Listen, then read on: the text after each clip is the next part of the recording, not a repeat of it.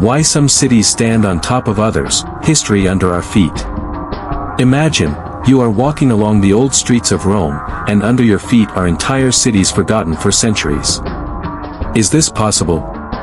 More than possible.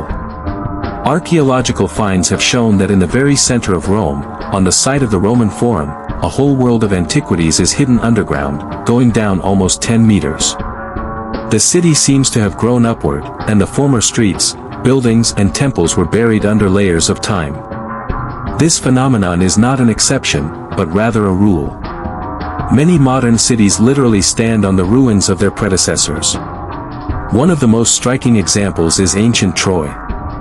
This city was rebuilt at least 10 times during its long history.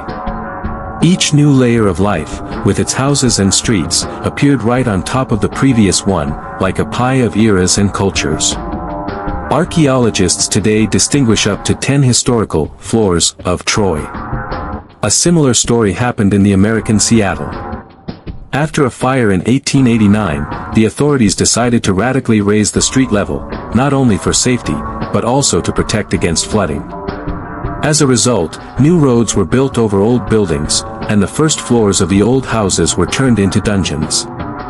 This is how the real underground city of Seattle appeared, a labyrinth of streets and buildings, now buried under the feet of city dwellers. But why does this happen at all? One of the main reasons is the spontaneous destruction of cities. Fires, floods, earthquakes, all this leaves behind piles of rubble.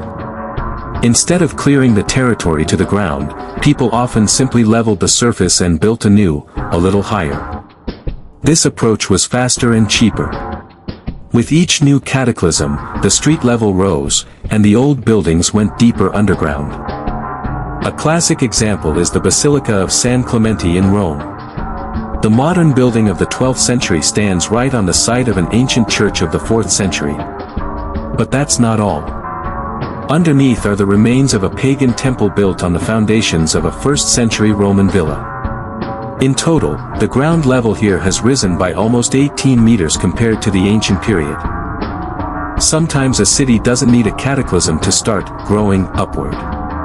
People themselves raise the streets to improve infrastructure, they install sewers, build new roads, create foundations for heavier buildings. Layer by layer, like a book rewritten on the same pages. Another interesting example is the tells in the Middle East. These artificial hills, as in the case of Tel Aviv, appeared due to thousands of years of accumulation. People built from clay and stone, and the destroyed building simply became part of the foundation for the next generation. Each such hill contains a layered history of humanity, hidden in the ground. But cities can do more than just grow upward. Sometimes they go down. This is what happened with Shanghai. Due to excessive groundwater extraction and the weight of skyscrapers, the soil is literally sinking. On average, a city is sinking 1 centimeter per year. Over the past century, the surface level has dropped by almost 3 meters. When a city is below sea level, building up is the only solution. Otherwise, there will be floods, diseases, and loss of infrastructure. A similar fate threatened Seattle, so the decision to raise the streets became necessary. Under our feet are not only ruins, but also lost knowledge. A basilica, a temple, a market, a residential area, all of this can be hidden below, forgotten and buried by time. Only archaeologists can rediscover these archives of stone that tell about the past without words. So why are cities built on top of each other? Because history is not a museum showcase, but a living process. People build, destroy, build again,